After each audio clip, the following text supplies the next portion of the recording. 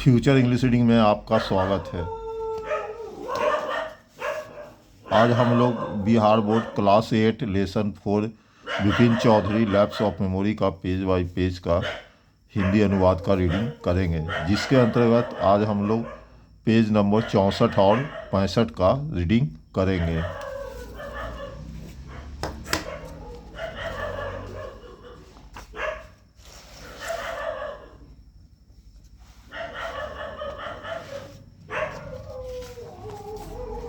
Page number 64 आपका ये है, 64 और 65 और 66।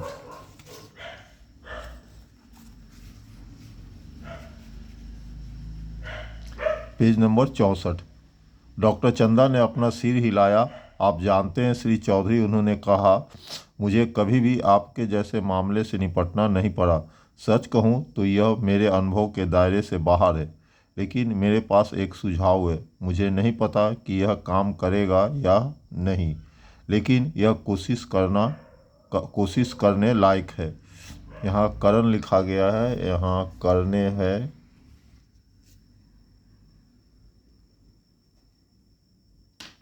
करने लायक है, इससे कोई नुकसान नहीं होगा।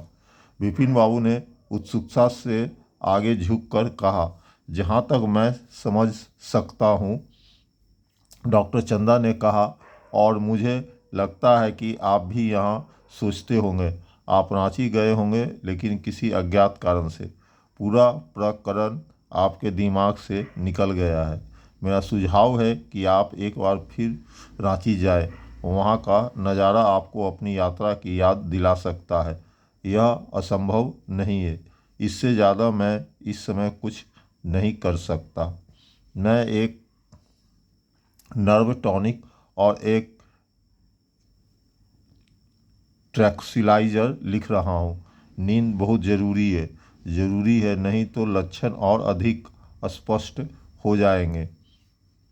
अगली सुबह विपिन बाबू को कुछ बेहतर महसूस हुआ।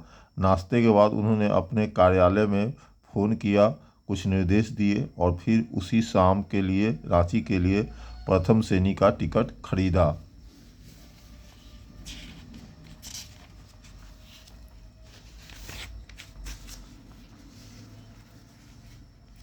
अगली सुबह रांची में ट्रेन से उतरते उन्हें तुरंत एहसास हुआ कि वे वहाँ पहले कभी नहीं गए थे। वह स्टेशन के बाद बाहर आए, टैक्सी ली और कुछ देर शहर में घूमते रहे। उसे एहसास हुआ कि सड़कें, इमारतें, होटल, बाजार, मोराबादी पहाड़ी, इनमें से किसी भी उसकी थोड़ी सी भी पहचान इनमें से किसी से भी थोड़ी सी पहचान नहीं थी।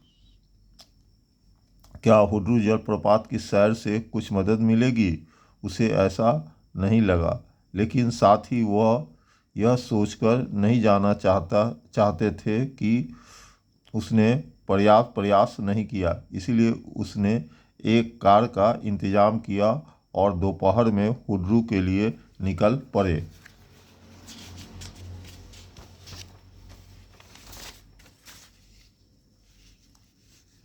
अब पेज नंबर 65 का रीडिंग करेंगे। उसी दिन दोपहर 5 बजे हुड्रू में पिकनिक मनाने आए दो गुजराती सज्जनों ने देखा कि विपिन बाबू एक चट्टान के पास बेहोश पड़े हैं। जब उन्हें होश आया तो विपिन बाबू ने सबसे पहले कहा, मैं ख़त्म हो चुका हूँ, अब कोई उम्मीद नहीं बची है। अगली सुबह विपिन बाबू कलकत्ता वापस आ गए। उन्हें एहसास हुआ कि उनके लिए वाकई कोई उम्मीद नहीं थी। जल्द ही वे सब कुछ खो देंगे। काम करने की उनकी इच्छा, उनका आत्मविश्वास, उनकी योग्यता, उनका मानसिक संतुलन, क्या वे पागल खाने में जाने वाले थे? विपिन बाबू अब और नहीं सोच पाए। घर वापस आकर उन्होंने डॉक्टर चंदा को फ़ोन किया और उन्हें आने के लिए कहा। फिर नहाने के बाद वे सिर पर बर्फ़ की थैली रखकर बिस्तर पर लेट गए। तभी नौकर ने उनके लिए एक पत्र लाया जो किसी ने लेटर बॉक्स में छोड़ा था। एक हरा लिफाफा जिस पर लाल स्याही से उनका नाम लिखा था। नाम के ऊपर लिखा था अत्यावश्यक और गोपनीय। अपनी हालत के बावजूद विपिन बाबू को लगा कि उन्हें पत्र पढ़ना चाहिए। उन्होंने लिफाफा फाड़ और पत्र निकाला। उन्होंने जो पढ़ा वह यह है।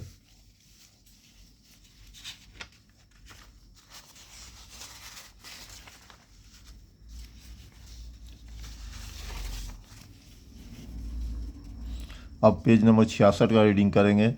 प्रिय विपिन, मुझे नहीं पता था कि अमीरी तुमने इतना बदलाव लाएगी। क्या तुम्हारे लिए अपने किसी पुराने दोस्त की मदद करना इतना मुश्किल था?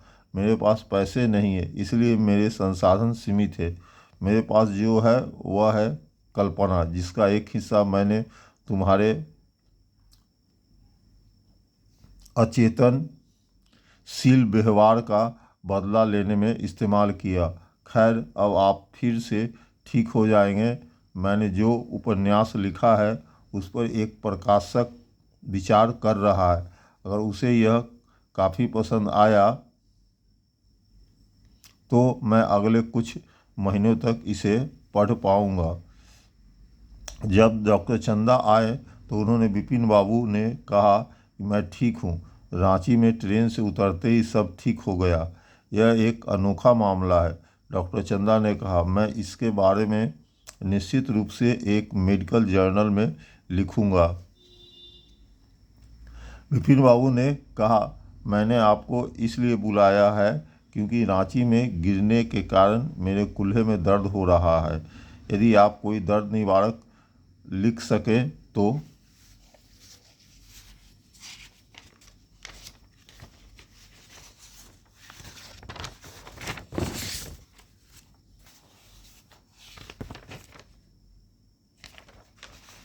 इसी के साथ इस लेसन का पूरा पेज बाई पेज का हिंदी रूपांतरण समाप्त हो गया। वीडियो अगर आपको अच्छा लगा तो लाइक और सब्सक्राइब करें और क्वेश्चन आंसर्स के लिए हमारे चैनल से आप जुड़े रहे।